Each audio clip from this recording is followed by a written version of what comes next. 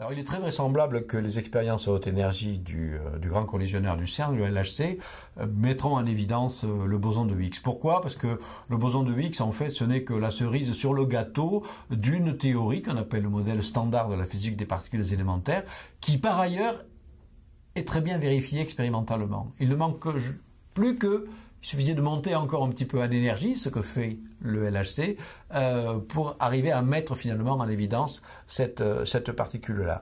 Donc c'est vraiment le minimum que l'on puisse attendre des expériences du LHC que de découvrir enfin ce boson de Higgs. Bien.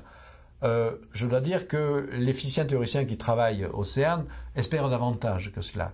Ils espèrent que, en montant encore un petit peu plus en énergie, outre le boson de Higgs bien attendu, ils espèrent détecter de nouvelles particules qui, elles, sont attendues par une théorie qui est beaucoup moins vérifiée que la théorie standard, qu'on appelle les théories supersymétriques. Si on détecte certaines particules dites supersymétriques, on aurait à la fois le plaisir de trouver enfin des candidats pour ce qu'on appelle la matière noire non baryonique ou non atomique, qui semble représenter à peu près 25% de l'énergie de l'univers, et puis d'avoir enfin des particules qui nous mèneraient vers la théorie de la supersymétrie, qui est une première étape vers la théorie des cordes.